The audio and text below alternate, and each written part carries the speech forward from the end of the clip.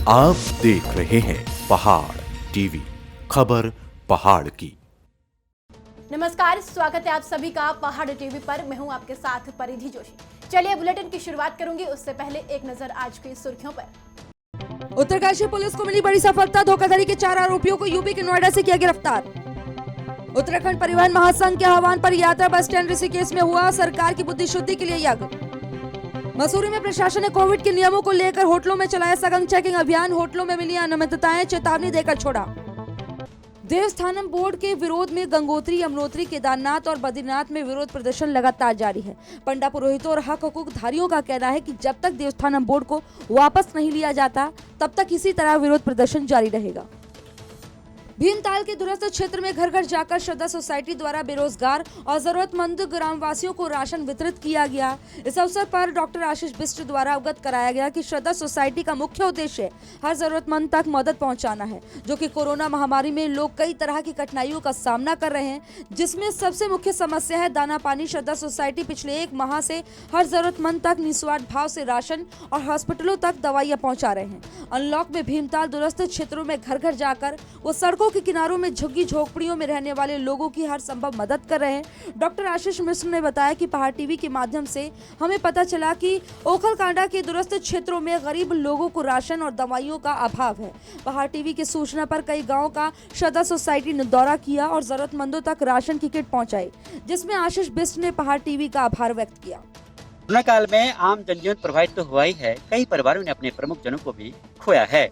ऐसे में गांव तक प्रशासन व सरकारी अमले के साथ कई सामाजिक संगठन व युवा लोगों की सहायता के लिए आगे आए हैं।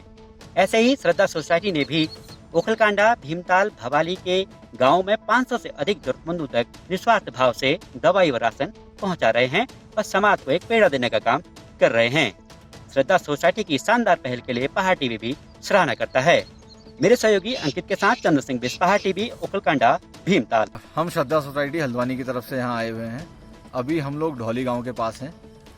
आज और कल मिलके हम तकरीबन 110 राशन किट बांटेंगे, जिसमें हम लोगों ने ढोली गांव और क्या कहते हैं कौंता, पटरानी, पतलोट क्षेत्र में राशन वितरित करना है।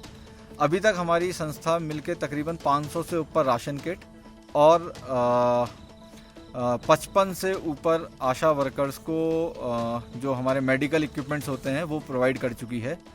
मैं पहाड़ टीवी का बहुत बहुत आभार देना चाहूँगा, क्योंकि अभी तक हमारा जो कार्य क्षेत्र था वो भीमताल और उसके आसपास के क्षेत्रों में सीमित था। नौकुचिया ताल हो गया, लल्ला रामगढ़, मल्ला रामगढ़, घोड़ाखाल, कूण, कुलेटी गाँव की तरफ, हरीश ताल की तरफ। पहाड़ टीवी से हमें पता चला कि दूरस्थ क्षेत्र ढोली गाँव और इसके नीचे के जितने गाँव हैं वहाँ पर मेडिकल फैसिलिटीज़ की भी कमी है, साथ ही साथ यहाँ पर राशन की भी कमी है। तो हमारी संस्था के द्वारा यहाँ पर पूर्व में एक थर्मल स्कैनर और आज ऑक्सीमीटर और पीपीई किट, सैनिटाइज़र दिया गया है। साथ ही साथ हमने यहाँ पर तकरीबन 50 से ऊपर परिवारों को राशन भी दिया है। इसके लिए एक बहुत बड़ा श्रेय जो इन लोगों ने हमें मदद की उनका जाता है, साथ ही साथ पहाड़ टीवी का भी जाता है, जो दूरस्थ क्षेत्र में रहने वाले लोगों के बारे में जानकारी हम तक पहुंचाते हैं। कोरोना महामारी के चलते बीते वर्ष की तरह इस वर्ष भी 15 जून को बाबा नीम करौली महाराज के धाम कैची में विशाल भंडारे का आयोजन नहीं हो सका। आज से 3-4 साल पहले बाबा के धाम में हजारों की संख्या में प्रसाद ग्रहण करने के लिए लाइन में लोग लगते थे, जैसे कि चित्र के माध्यम से आप देख सकते हैं। मंदिर में भक्तों के प्रवेश पर रोक के चलते सड़क मार्ग से ही लोग बाबा को नमन करते हुए दिखाई दिए। ऐसा 57 सालों में दूसरी बार हुआ है। कैची धाम में विशाल भंडारे का आयोजन नहीं हो सका, जबकि हर वर्ष हजारों भक्त इस विशाल भंडारे में शामिल होकर बाबा का आशीर्वाद लेते थे और कैची धाम में भक्तों के जयकारों से गूंज उठती थी। लक्सर में आज समाज सेवी अमित चौधरी राष्ट्रभक्त का फूलमालाओं से जोरदार स्वागत किया गया और उनके द्वारा कोरोना काल में की गई समाज सेवा के कार्यों की सराहना की गई। राष्ट्रभक्त अमित चौधरी ने कहा कि इस बार आम आदमी पार्टी उत्तराखंड की सभी सीटों पर चुनाव लड़ने जा रही है। उन्होंने सभी से आह्वान किया कि इस बार आम आदमी पार्टी को भारी मतों से विजय बनाएं। उन्होंने कहा कि दिल्ली की तर्ज पर उत्तराखंड में भी विकास कार्य कराए जाएंगे। सरोवर नगरी नैनीताल में राज्यपाल बेबी रानी मौर्य ने राजभवन में कुमाऊं मंडल में कोरोना नियंत्रण की स्थिति पर आयुक्त आईजी जिलाधिकारी के साथ समीक्षा बैठक की। उन्होंने सभी जिलों में कोरोना जांच, पॉजिटिविटी रेट, रिकवरी दर, वैक्सीनेशन की स्थिति की जानकारी ली। जिलाधिकारी धीराज सिंह ने फ्रंटलाइन वर्कर, हेल्थ वर्कर 45 से ऊपर और 18 से 44 वर्ग वैक्सीनेशन की स्थिति से भी अवगत कराया। राज्यपाल ने समय पर शासन से वैक्सीनेशन डोज की उपलब्धता के लिए मांग करने और सभी श्रेणियों में 100% वैक्सीनेशन कराए जाने और दूसरी डोज भी समय से दिए जाने के निर्देश दिए। चमोली जिले के रैणी आपदा में लापता जखौली गांव के 53 सिंह और अनिल का अभी तक कोई पता नहीं चल सका है। ये दोनों तपोवन ऋतिक कंपनी में काम करते थे, लेकिन लंबे समय बाद भी प्रशासन ने उन्हें मृत घोषित नहीं किया और न ही परिवार को कोई मुआवजा दिया, जिससे परिवार पर आर्थिक संकट गहरा गया है। लेकिन कोई भी परिवार की सुध लेने को तैयार नहीं है। लक्सर क्षेत्र के सुल्तानपुर में एक निजी चिकित्सक की क्लिनिक के बाहर एक महिला की संदिग्ध परिस्थितियों में मौत हो गई। बताया जा रहा है कि महिला चिकित्सक के क्लिनिक के बाहर बैठी थी, उसे अचानक से उल्टी लगने लगी और उसकी हालत खराब हो गई। आसपास के लोगों ने जब महिला की हालत को बिगड़ते देखा तो उसका चिकित्सीय परीक्षण कराने की कोशिश की गई, लेकिन जब तक महिला का चिकित्सीय परीक्षण होता उससे पहले ही महिला की मौत हो गई। पूरे मामले की जानकारी लक्सर कोतवाली पुलिस को दे दी गई है। पुलिस मौके पर पहुंच गई और महिला की बारीकी से छानबीन की गई, लेकिन महिला की मौत के कारणों का पता नहीं चल सका। महिला के पास एक पॉलिथीन मिली है जिसमें कुछ सामान था, जिसका इस्तेमाल झाड़ फूंक करने में किया जाता है।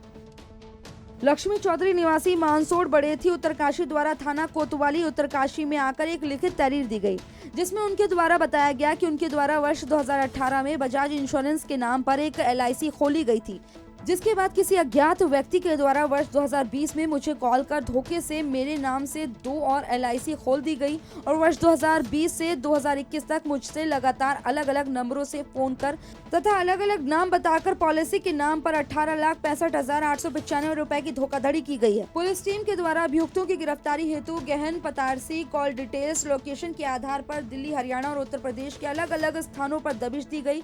कई जगहों पर दबिश देने के बाद 4 अभियुक्तों को नोएडा से गिरफ्तार किया गया।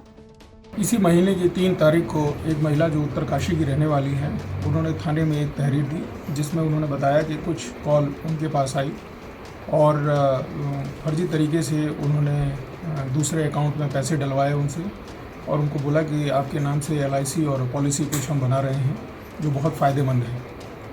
उसके बाद पुलिस ने इसमें मुकदमा पंजीकृत किया। इन्वेस्टिगेशन के दौरान हमें पता चला कि एक फर्जी कॉल सेंटर बनाकर एक व्यक्ति जिसका नाम मुकुल सुखीजा है अपने कुछ साथियों के साथ इस काम को कर रहा है और लोगों को कॉल कराकर उनसे पैसे अपने अकाउंट में डलवाता है। पुलिस ने CDR, ऑल डिटेल, इन सब की स्टडी करने के बाद यहाँ वो पहुँचे और नोएडा से कुल 4 लोगों को गिरफ्तार किया है। उन्हें न्यायालय के समक्ष प्रस्तुत किया जा रहा है।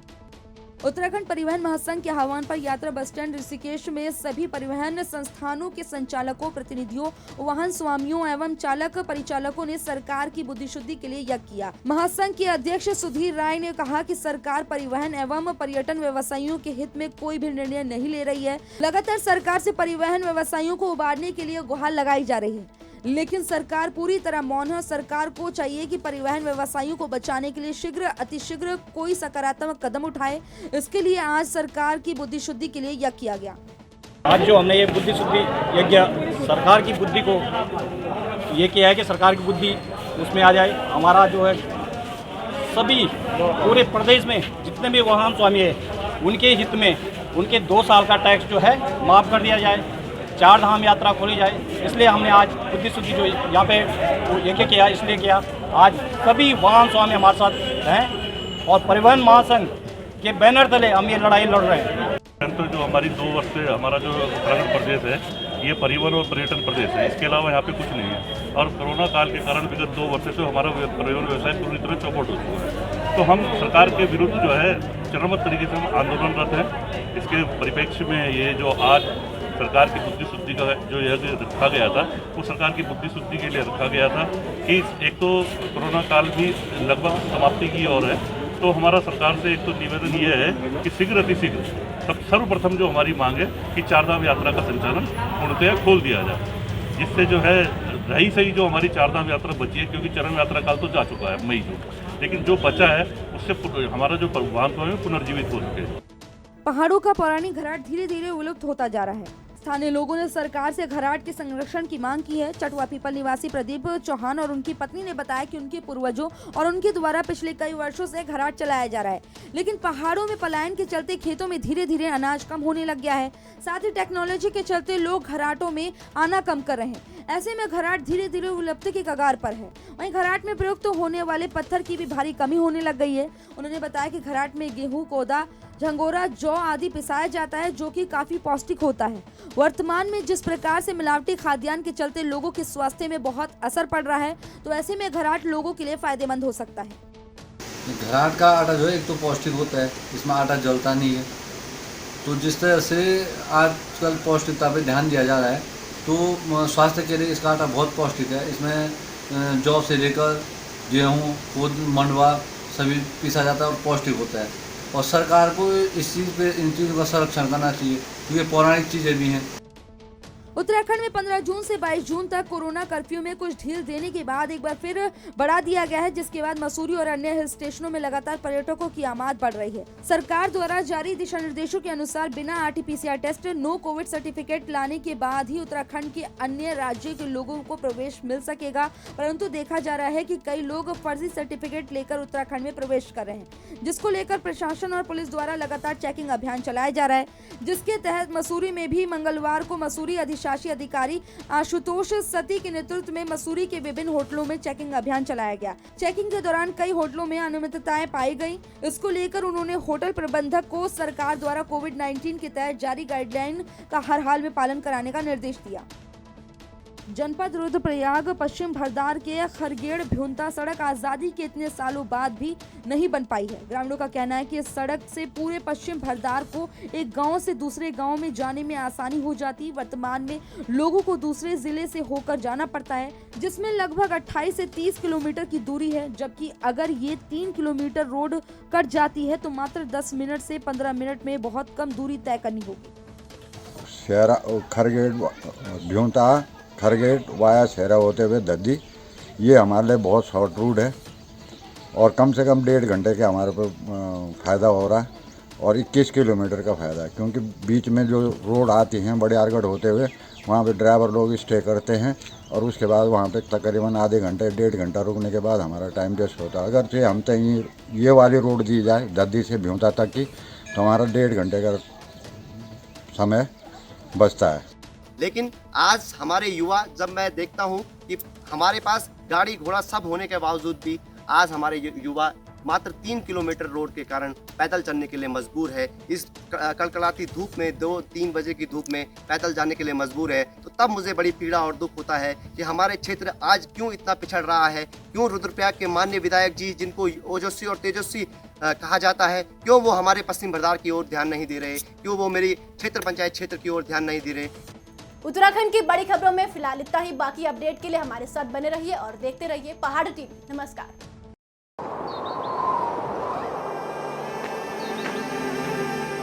है बेखौफ उम्मीद का रंग,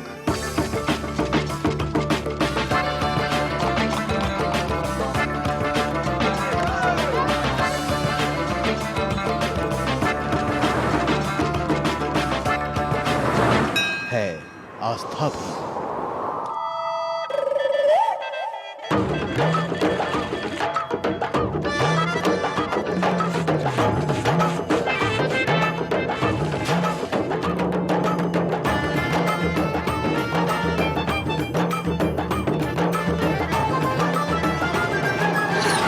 ये है मेरा उत्तराखंड।